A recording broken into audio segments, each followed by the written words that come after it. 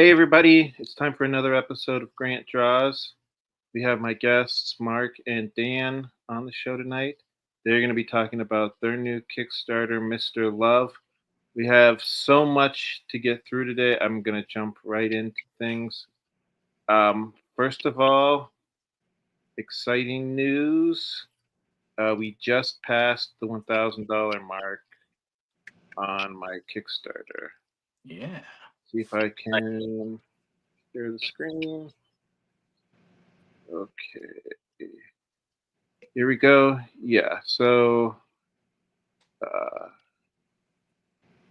yeah, it's at over $1,000 now. 63 backers. Uh, we still have over 30 days to go. You know me. I like the long Kickstarters.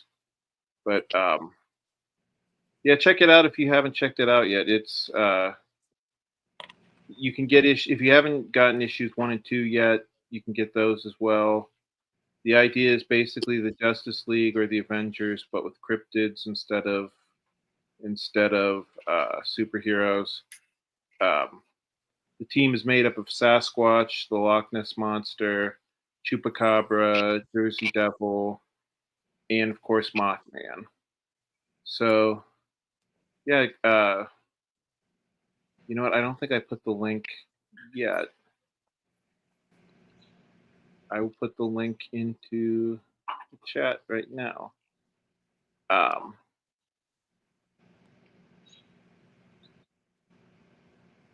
Thanks, guys, for indulging me and letting.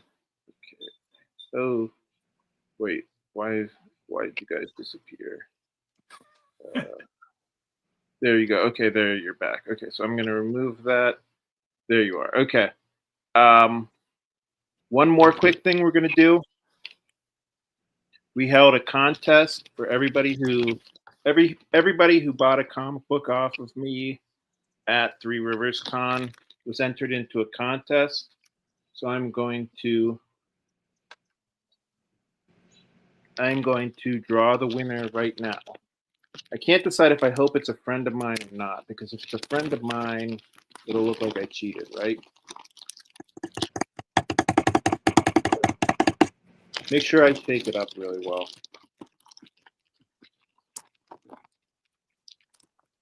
Okay, who do we have? Ray Bearden. And it's a long distance phone number, so that's all right. I'll just have to ship it. But in case you're wondering, this is what people win. I think there's over 10 comic books here. They're all variant covers. There's some chrome covers. We're saying that this is close to $100 worth of comic books. So, Ray Bearden, if you're watching, I guess crazier things have happened, right? But yeah, so that's the winner of our contest. So one more piece of business that we have, I should mention, as always, Grant Draws is sponsored by the Independent Creator Directory. Do you guys know what the Independent Creator Directory is? I can't remember if you guys are on it or not. I'm not. I've heard of it. Yes. Electromagnetic presses. Oh, awesome. Okay. Right. So for people who are watching, the Independent Creator Directory is essentially the Internet Movie Database, but for independent creators. It's not just comic book creators; it's also novelists, game designers, that sort of thing. If you guys want to become part of it, talk to Joe Bachman. He's on Facebook. He's on Instagram. He's on all the social medias. So now I'm going to share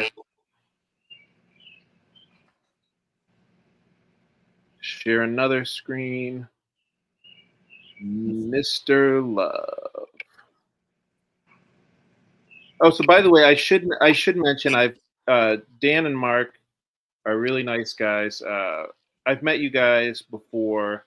I think I met you guys in Dayton. Yes. Correct? Yeah. Yeah. Originally, yes. Gem City Con. Yes. Yeah. Back in 2022. But we see each other fairly regularly. you guys are kind of regulars. Mhm. I mean, Dan is from Dayton. Mark, you're from what, south of there? From Fairmont, West Virginia. Fairmont, West Virginia. Oh, okay. Yeah, Frankenstein Beer Festival. Right. I think I told you Angie, my wife, is from Fairmont, right? Yeah, that's super cool. Yeah. Yeah, I'm originally from near Erie, Pennsylvania, but I've been here for about 20 years now, so I guess this is home now.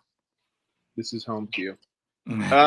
Yeah, so we visited Fairmont, West Virginia, and like you mentioned, we went to the Frankenstein Beer Fest, which was awesome.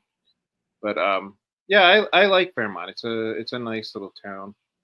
Yeah. I mean, if nothing else, West Virginians love their cryptids, right? Oh yeah. Yeah, I think we have, let's see, we have Mothman Festival coming up. We have Grafton Monster Festival next weekend. And I think the weekend after, Fairmont has a local legend, the Veggie Man. So we have Ah. Veggie Man Day in a couple weeks here too. Yes, And we now, love our cryptids. yeah, that's not to say that Ohioans don't love their cryptids too, but well, Pennsylvanians love their cryptids too, but Yeah, everybody's got their favorites. Yeah, that's true.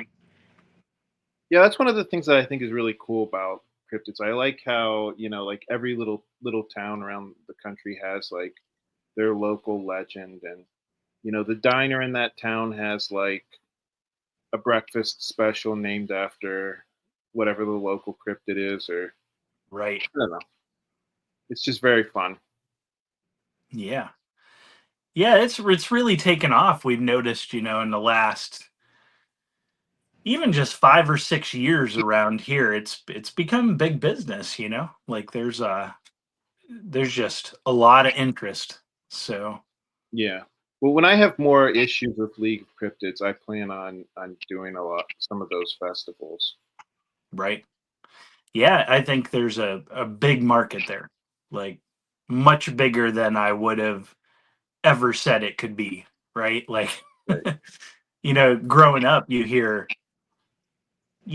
people talk about it and you're like, Larry, one of the guys from Electromagnetic Press, and we always talk about how when we were kids, people talked about it in whispers and you were kind of, you know, you were out there if you were talking about Bigfoot or Mothman or whatever. And now it's like, I got elementary school kids telling me about the Mothman, like Yeah. it's like a whole different level of interest and acceptance, I guess. Yeah. So Which is cool. we'll take a break from talking about cryptids to talk about your new Kickstarter, Mr. Love. So first of all, whose idea was Mr. Love? Mr. Love was an idea that I came up with about 20 years ago, and it's been in several zines. I used to be a part of a group of artists and creatives in Columbus, Ohio, called Panel. So we used to put out a zine every year, and so there was several short stories of Mr. Love, Oh, cool. and then he just sat on my shelf for a good 10, 15 years. And then after I met Mark, I asked him if he would help me finish a Mr. Love story I had. And that ended up becoming a story called When in Rome. And it's actually on that cover right there. Yeah. Me and Mark put that out last year. It's a 16-page Mr. Love special called Just a Sip. And that's basically, just an introduction to the character. And so I don't know how we thought of just doing another book of him, but we just started doing some more short stories. And then we decided, you know what? Instead of just like a short story or anthology, let's have all the short stories wrapped into one story. And that's how we came up with the Mr. Love one shot. Cool. So Yeah. is this in color or is this black and white? It's color. Yeah. Yeah. The colorist is finishing it up this week, so we didn't have a lot of color pages to put on there yet. So Awesome. yeah. Yeah, Yep. I really love the art. Thank Did you guys want to explain more about the concept? Yeah. Yeah. Yeah. So I can chime in a little bit, and then Mark can also add to it. Mr. Love basically is a Cupid who's not that good at his job. He keeps messing up, but he's been around for years. And so the Mr. Love one shot is actually kind of like a job review and also a trial at the same time, where they know he's not good at his job, and so they're trying to determine if he's going to continue to be a Cupid. And so when they look at the case studies, those are actually the short stories. So Oh, okay. So that's like the framing device. correct. Yes. Yeah. And so one of the short stories is, it's not a cryptid, but it's a record store vampire. It's an urban legend that we came up with, that vampires like to hang out late at night at record stores. And that story kind of takes place in the early 80s, kind of punk rock Oh, awesome. heyday. And then and Mr. Love just happens to be in the record store trying to make a love connection. I don't know why. He just shows up at the wrong place at the wrong time, I guess. And then another story takes place at a carnival where he tries to make a love connection for a carny who's not kind of down on his luck.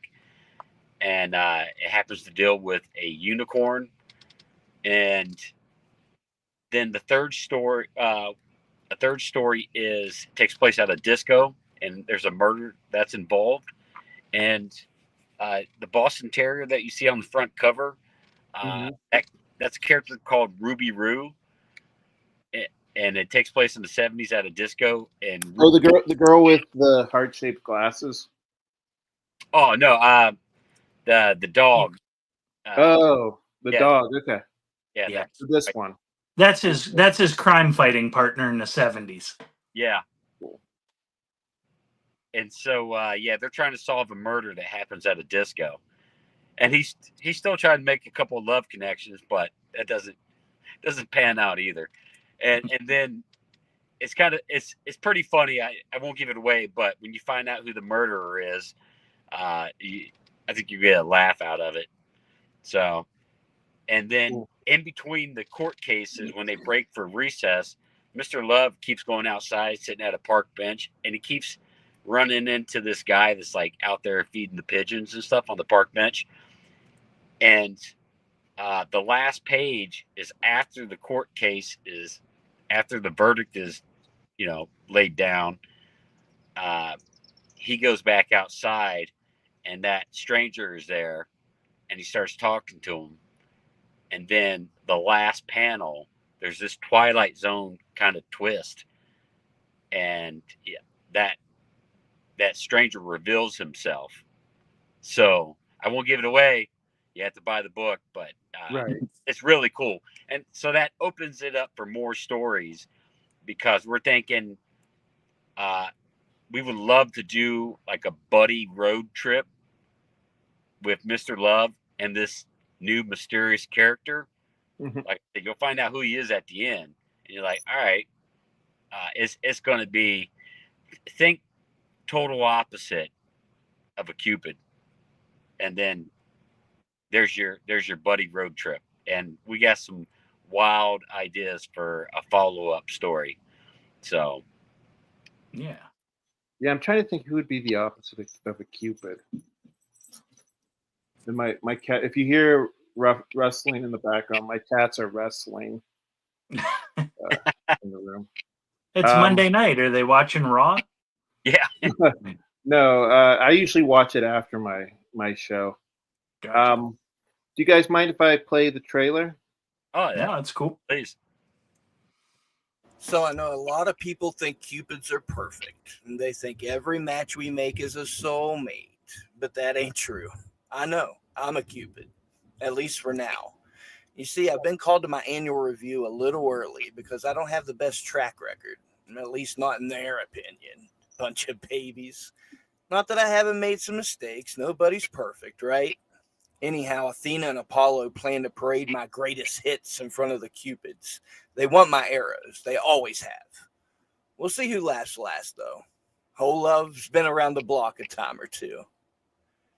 Brought to you by Mind Grind Studios and Electromagnetic Press. Don't leave Mr. Love hanging. Back our Kickstarter pre-order now.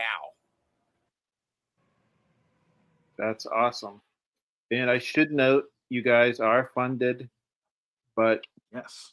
I can't speak for everybody, but I know it's always nice to make more money, right? Yeah, so we're hoping. The reason for the goal that we had was to really that pays for printing. So we're hoping anything additional will help us recoup what it costs for the colors, letters, and what it costs to have the front cover colored. Yeah. So Okay, so let's see what the rewards are. We have you can pledge without a reward. The you just like us here. Then you have the digital one for $10. Oh, okay. So the physical copy is only $2 more. Right. So it's a pretty good deal. yeah, Then it's 28 pages full colors. So, and that's 28 pages of story. Cool. So okay, so we have the real story tier. That's $12. This gets you a physical copy. Then we have the Mr. Love one shot and a pack of stickers. So you get a pack of stickers for $5, more Yep. or less, right? Right. There's a lot of stickers in it too. Cool. Yeah, that sounds great. The Mind Grind story. Get 3 Mind Grind Studio comics. You'll get the Devil's Contract. Right. I should have mentioned Dan's other comic book is the Devil's Contract. Mm-hmm. Dan does a werewolf comic book called The Devil's Contract. Yep. Oh, and you can even get original art. Yeah, so that's one of the things I've been doing with my campaigns. I know this is crazy. I'm a traditional artist because I'm not good with anything technical. Yeah. So I like to take my comic book pages and cut out the panels and give them the backers. Oh, cool. And so that's what I want to do for this campaign as well. So probably the only page I'm not going to touch, it's a splash page anyways, is the first page because that's my favorite page of the book so far. Mm-hmm. And I told Mark I'm probably going to keep that one for a little bit, maybe sell it down the road.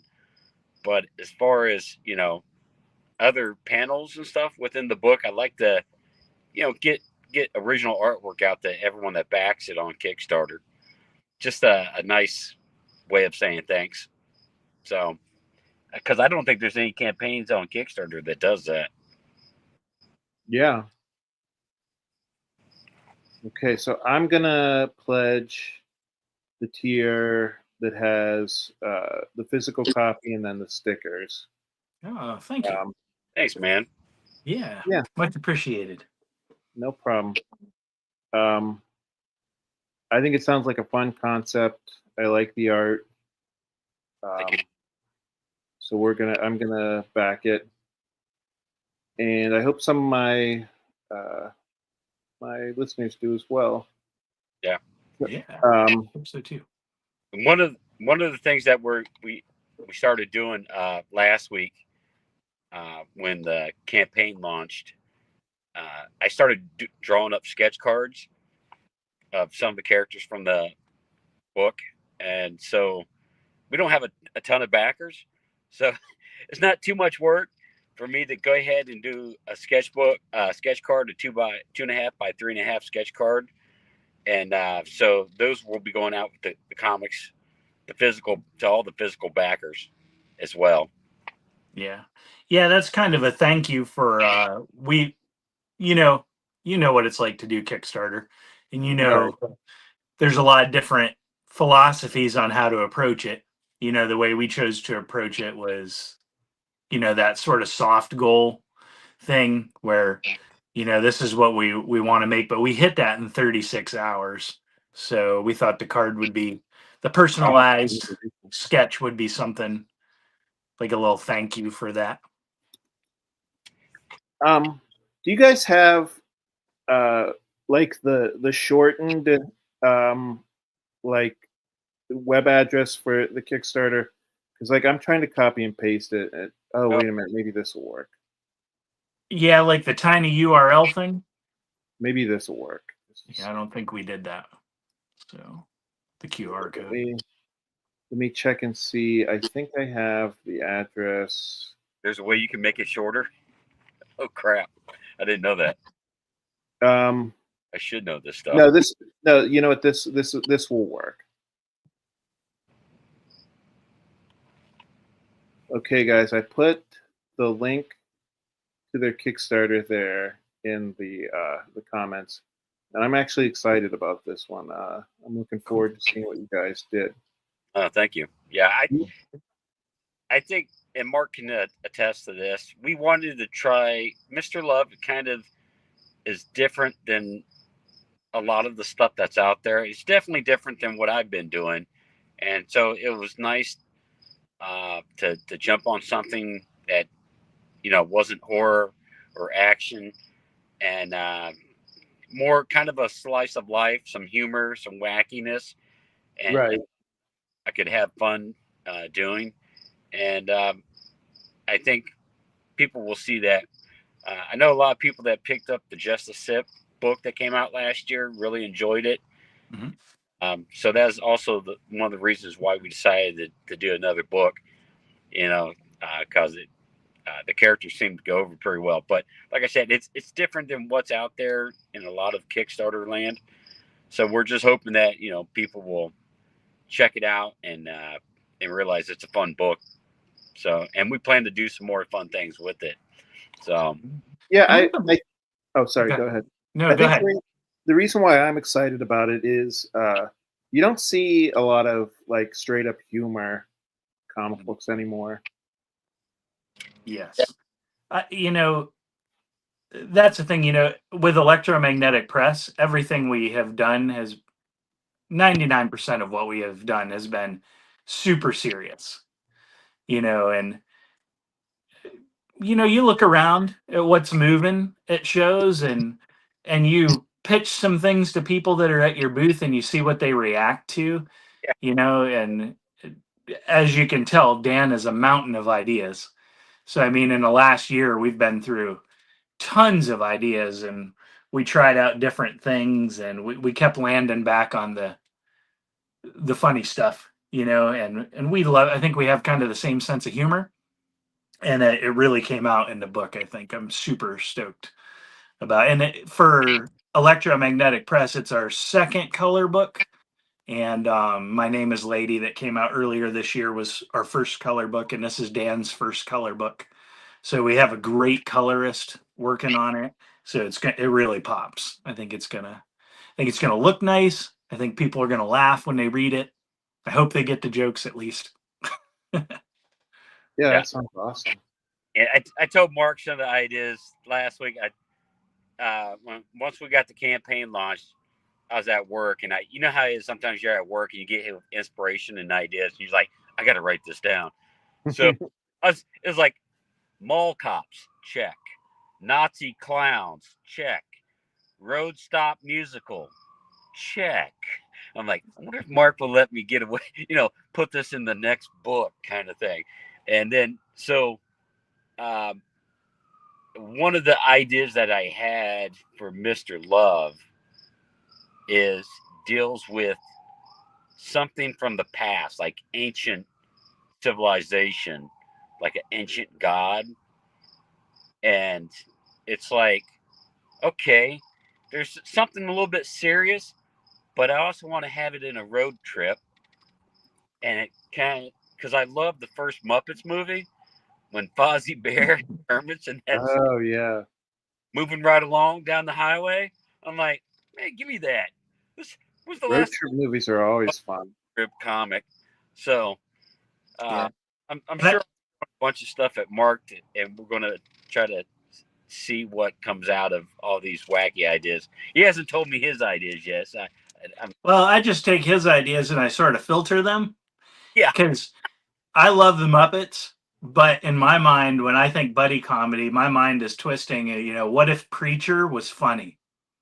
yeah. You know, like Yeah, so that was going to be my next question. How do you guys kind of work together? But before you guys answer that, if you give me just a minute, I'm Yeah. going to go through some of the comments just to see what people are saying. sure thing. Because we're almost a half hour in and I haven't even touched the comments. So hopefully you guys aren't talking my ear off out there. Joe Bachman is saying good evening, folks. Joe is the guy who does the Independent Creative Directory. Yeah. Hey, Joe. Donna's saying hi. Hi, Donna. Donna's a pretty good novelist on her own, Nice. in her own right. She's saying don't forget to like and share, folks. And see, she's better at this than I am because she remembers to say this stuff. Coffee and donuts are ready. Wow.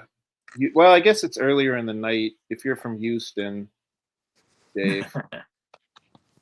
Carl is also saying hi. Carl and Dan are both really good writers as well, and hell of a nice guys.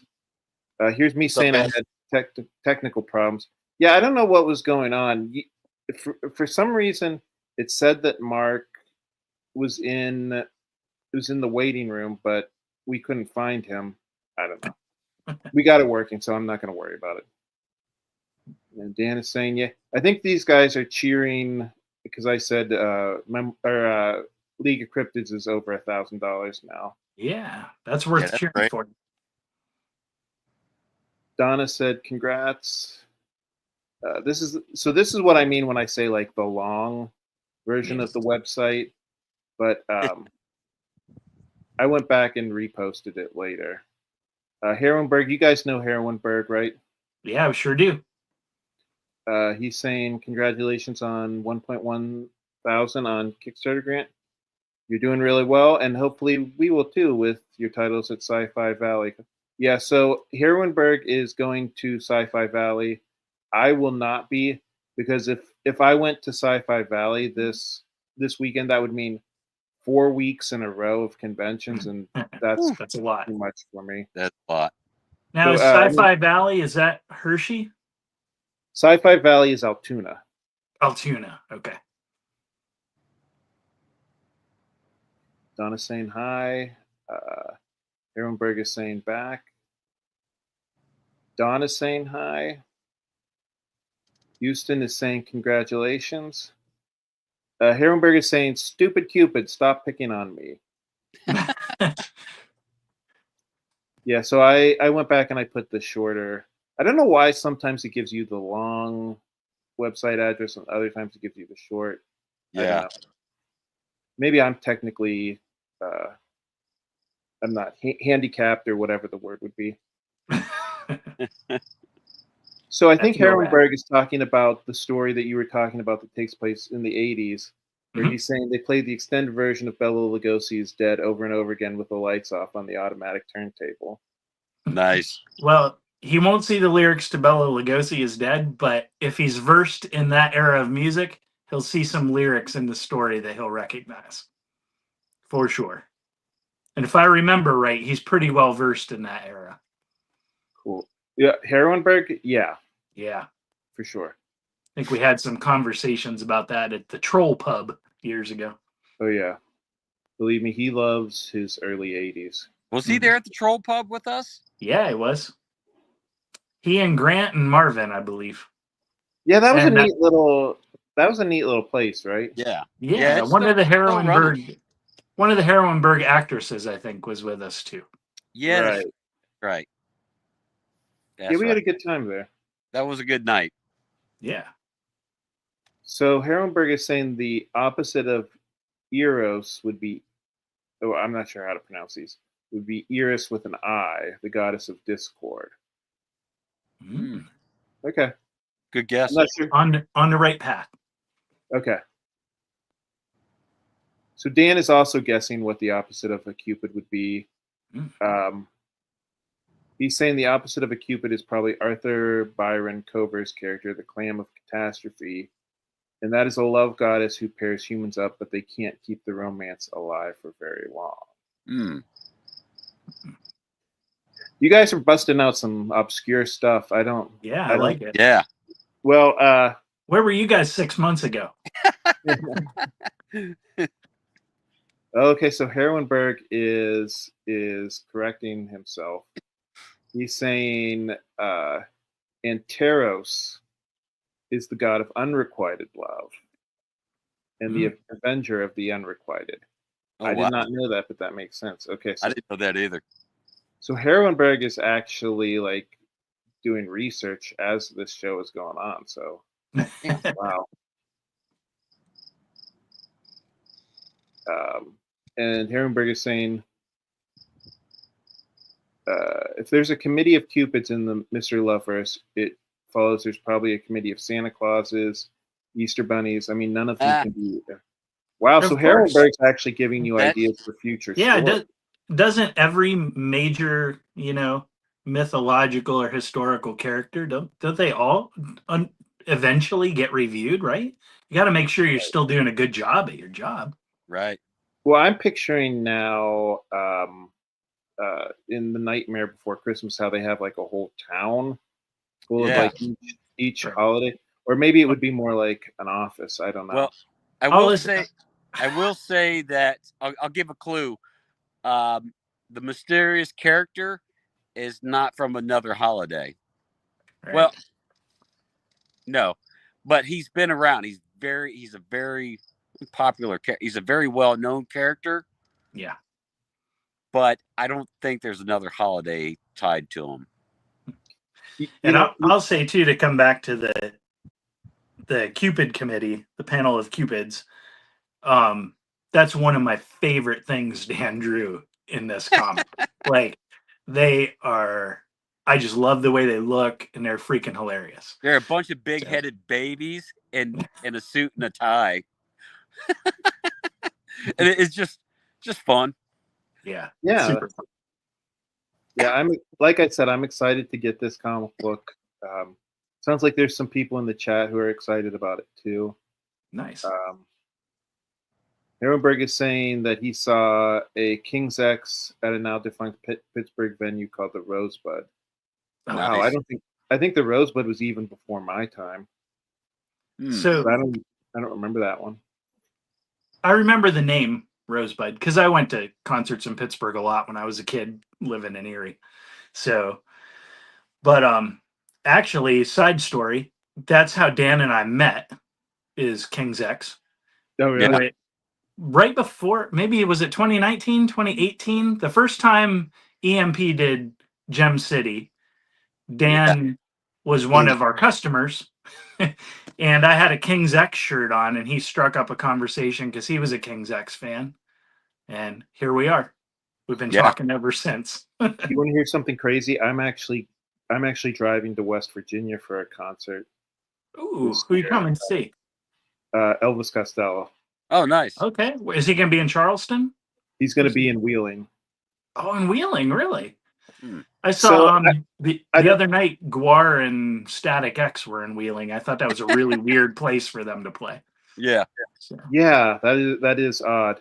See, the last time Elvis Costello was in Pittsburgh, I think it was the Post Gazette wrote a really scathing review, and like he almost never posts on social media. He was actually like so mad about it that he actually like called him, and he hasn't been back to Pittsburgh since then.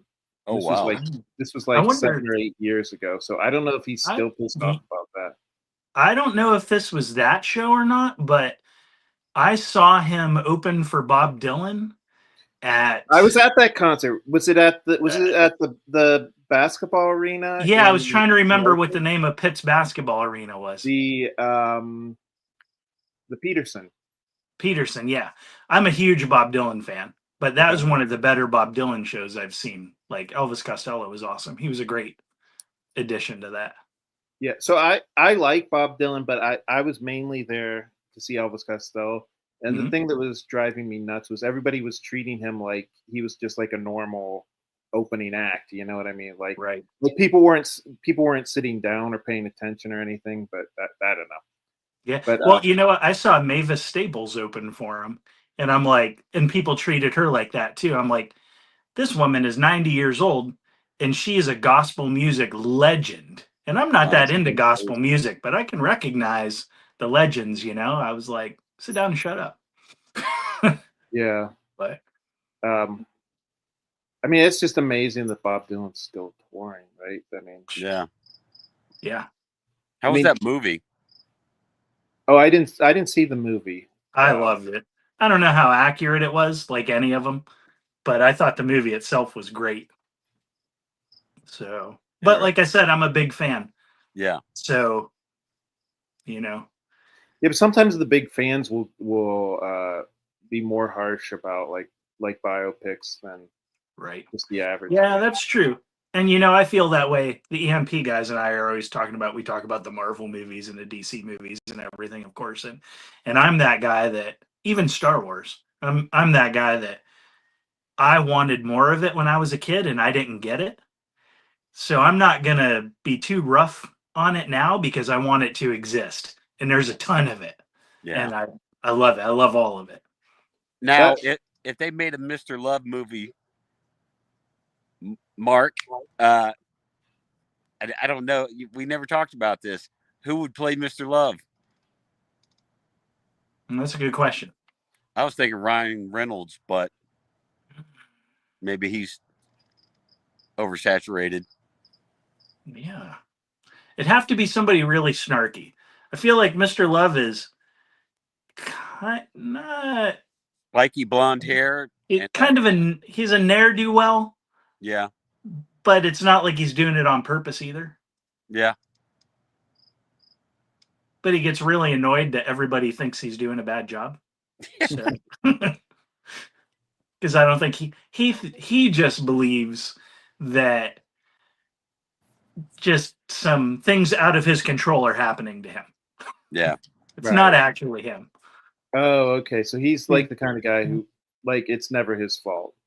Right. He does. Right. He recognizes that things went wrong, but you know, surely it couldn't be his fault. So Right. Yeah. So, yeah, it's a fun character. Like I said, I think we're moving in the right direction to garner another book, and with some of the ideas that's rattling around inside my noggin, because there's not much up there.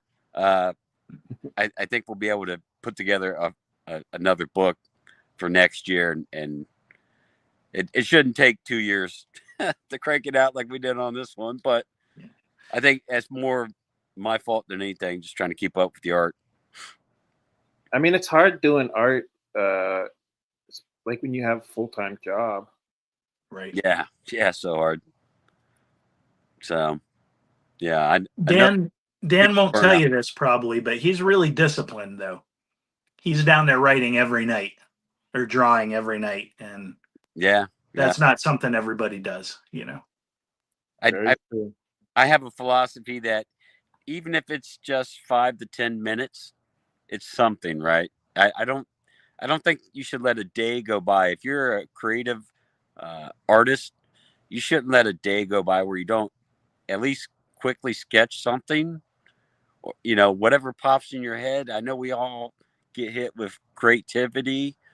Just sketch it out real quick. And if that's the only time you have is 5-10 minutes, you know what? Then check it off your list. But I normally try to hit the pages for about half hour to 2 hours every night. So I used to be a character artist at Kings Island back in the day for one summer, and I had to draw people really fast as cartoon because I was always a cartoonist. I was never like a comic book artist. I used to draw from comic strips and that was my passion. And then I eventually got into comics mid to late 80s. Oh, okay. And then, but I got a job drawing characters of people at Kings Island one summer. And so you had to draw really fast. And so that's my philosophy, that just, yeah, I would love to take my time and make it look as beautiful as I can. But that's certain artists like Dave Stevens had that problem where they just could never get anything done because there's too much of a perfectionist. Sometimes I think if it starts to look right and it looks good, sometimes you have to be happy with the page and move on. Now I do erase a lot of stuff, and I'm not traditional artist. I was never like a Marvel style artist, so I'll never be doing work for the big two. But I'm trying to keep up with what's inside my head. As far as I can't draw fast enough of what I'm thinking, but I try to. Sometimes the quick look has like a certain, I don't know, it has a certain style to it, right? Yeah, more organic kind of feel to it. That's sort of what drew me to Dan's style. We had done these miscellanea magazines that were like anthologies, and Dan had done a couple little pieces to go with one of the stories. And I like that loose style a lot because working with a lot of artists, one thing I learned about myself is that I am not a perfectionist. I'm okay to call it good enough and move on. And a lot of particularly artists, I think, really struggle with that, like getting to the finish line. Yeah. And Dan works pretty fast and he's happy with it, and I love that. It reminds me of like a 90s kind of fast and loose independent style. Like when I was in the 90s, I loved like Concrete and Milk and Cheese Yeah. and Flaming Carrot stuff and Yeah. things like that. And I think Dan fits that style really well. Not that anybody would even remember those comics, but You know what's funny? I was just listening to an interview with Frank Quietly where he was saying he went to a hypnotist because it was almost like he had decision paralysis. You know what I mean? Like he would draw so many different layouts and he couldn't decide on which one he wanted. And he said, after doing like 100 different layouts, he would maybe come up with one that was like slightly better than the first drawing that he did. But it was almost like, I don't know, it almost seemed like it was a way of procrastinating, like getting the page done.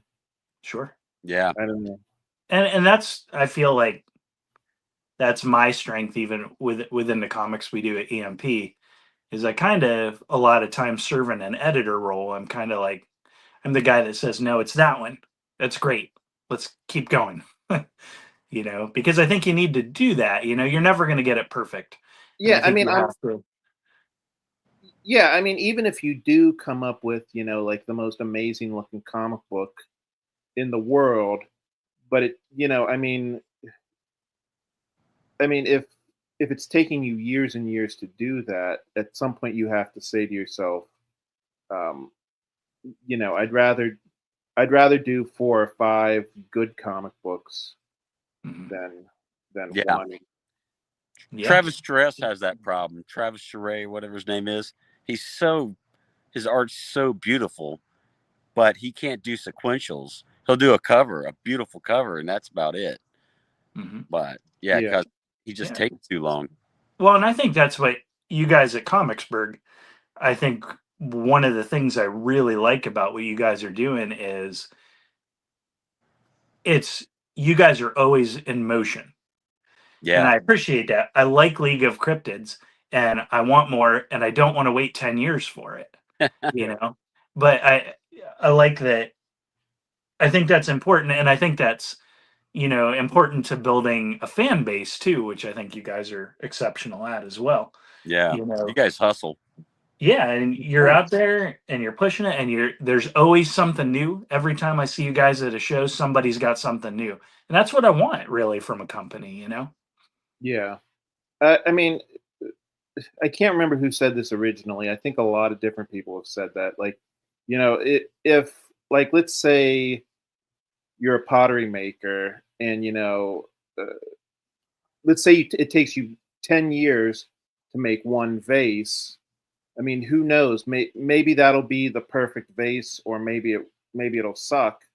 But in that 10 years, you could have done, four or 500, mediocre vases. So yeah, I Yeah. think, um, yeah, I don't know. That's always kind of been my philosophy too. Like, and I'm not saying just to rush to get a comic book out, but Right. Yeah, absolutely not.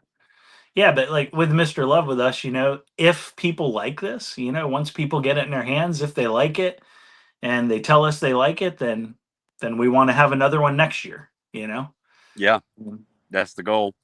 Yeah, and if they don't, we'll move on to the next thing. It's well, it seems so like you guys are doing pretty well so far, and you're gonna. I'm assuming you're gonna take it onto the convention circuit too. yeah, absolutely.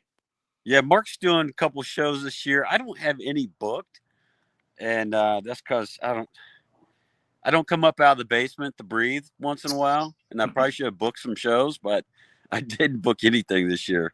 So Yeah, we have a couple booked, one in July and one in August, not near what we usually do, but next year will be a big year for us. We wanted to focus this year on, we did the Kickstarter for My Name is Lady in January, and we did this Kickstarter, and we wanted to kind of focus on getting that new stuff out there. And then next year we'll be back to our normal show schedule. Maybe even, we might even pick up some October, November stuff. So, I but think I mentioned before, Akron Con. mhm. Akron Con is in October. yeah, I need to try to see if I can get into that. I know they book up pretty quick. Yeah. So Yeah, we'll, If you we'll get, be at oh, in Grove City, Ohio. We've never done this one at Buckeye Comic Con. oh, okay, I've done that before. I'm not doing it this year, but it's a nice little. Okay. Oh, okay, good. good. Yeah. We'll be out at that one, and then we'll be at our local one here in Morgantown in August as well. Yeah, PopCon. we're going to try to race and get the books to the printer, the Mr. Love one shot to the printer, so Mark will have it in time for the show, and then I'll probably drive up and meet him there because it's like an hour away from my house, and then I'm hoping to have the first trade for the Devil's Contract. It's 108 pages. I'm getting ready to send to the printer this week, so hopefully that will be done in time, and then I'll drop some copies on Mark's desk and say, "Sell these for me, please. Oh, that sounds awesome. Yeah. Help me, Obi-Wan. You're my only hope." You drop them off, and we'll see what we can do. Yeah, that's right. So. Yeah, So I'm wait. gonna. Oh, go ahead. No, I was gonna say real quick, funny story. I was doing a small show last year, and me and Mark have a mutual friend that I met through Mark, actually, Jim Weir, and The Wizard of Art. yeah, the Wizard of Art. He looks like a wizard. Yeah. Great guy. You're out there, Jim. Hi. Hey, what's up, Jim? And he came to the show, this small show I was at, and helped me out. I was there at the table by myself. I said, "Jim, man, I'm gonna run to the food truck, grab a quick sandwich. I'll be right back. Can you watch the table?" He's like, "Yeah, no problem." And the sales was kind of slow. I come back. He's like, "Man," he's like, "you got to walk away more often." He's like, "I just sold 6 copies." I'm like, "What? That's great." Oh, Well, you really? know what? I'm gonna go get me a drink now. But no, he was selling books. He's like, "Where you go?" I'm like, "Man, I was gone like maybe 15 minutes." I'm like, "Man," Man, all of a sudden, maybe must be the wizard. People want It's to the buy. wizard. It's the Trust the wizard. wizard. you trust the wizard. That's funny. Yeah, I need to take him to shows with me, I guess. Well, yeah. I mean, some people have salesmanship, and Yeah, that's the hard thing. Usually, people who are artists. I always say I always think like people who are artists because they're not good at expressing themselves Right. like Yeah. in a traditional way. Mhm. But the problem is like when you become an artist, then you have to figure out a way to sell your art. So then you have to turn on that part of your brain that is the salesman, right? Right. So I don't know. It can Yeah, be not hard. everybody can do it both either. That's how I got involved with my guys from EMP. Is I met them at a free comic book day, and they each had an issue one of their comic, and like I don't even know if they looked up from the table the whole time we were there. And I was like, and I have sort of a background in music, and I was like, listen, I don't know how to draw or write comics, but I do know how to sell stuff. I've worked the merch table plenty of times. So, Right. initially I was kind of their carnival barker. So, Yeah. I'm glad you told me that, because I've always wondered how you got uh, involved in this whole thing. yeah, it was total accident. But yeah, that's how and then it evolved. We had been working on this book, The Omens, for a long time, and I had been focusing really on um selling at shows and going to more shows and being out there and building a base and helping them with that. And then right around COVID time, things shut down there for a while. Um, Shortly after, Larry was our main writer and he had a stroke. And he had kind of finished The Omens. We'd all kind of worked together on finishing it. So I got a little bit of experience writing with them with that. We all kind of co-wrote sort of the last, I don't know, 3 issues probably. And then I do some editing for Shane for his books. And then, so this is the first thing I've sort of written solo. We sort of took Dan's ideas and built a story, build them into a cohesive story. So yeah, it's just been kind of evolved, but my most of my history was with music magazines and things like that. So I'd been a writer in that way for a long time. So So it's like related skills. yeah, Yeah. it was an easy transfer. I was surprised actually. And artists are artists, whether they're musicians or whether they're, illustrators or writers. They all, like you said, you described a lot of them spot on. They have trouble finishing. They struggle with believing in what they're doing. I think, there's some confidence trouble sometimes, and they yeah, sometimes they just need somebody sometimes to say, okay, this is it. This is great. People are gonna like this, Yeah. and then go out and sell it. Yeah, Mark's a good guy to have on a team.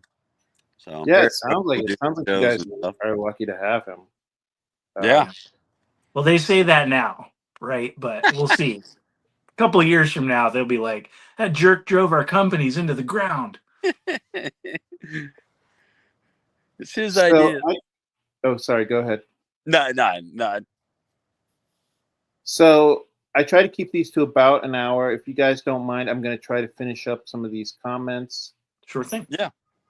Dan is saying that he's 68 years old and he's been reading since he was 3. So there is a lot of literary references in his toolbox. Yeah, we don't Nice. mind the references. They keep things interesting. Yeah, we love it. Yeah. Herrenberg is saying every mythological creature eventually goes under review from the Greek goddess of HR. Okay, Karinos. I get it. Herrenberg says if you wait long enough in pop culture and historical time, even Willing, which is only 45 minutes from Pittsburgh, eventually becomes hip. It's true. Herrenberg is saying between his characters in Deadpool and Free Guy, Ryan Reynolds definitely has the snark chops. Yeah. So were you thinking that Ryan Reynolds would do the voice of Mr. Love, or you think he could do the whole thing? I think you could look the part. I actually modeled Mr. Love off of a old friend of mine. He had the spiky hair and the little sideburns and that little patch of hair on his chin and stuff. And it was funny because we always called him the ladies' man, and but he kind of looked like Bart Simpson. And like growing up, all the girls always wanted to hang out with him and stuff. So I just tagged along with him, just because girls that wasn't lining up to hang out with me, they'd line up to hang out with him.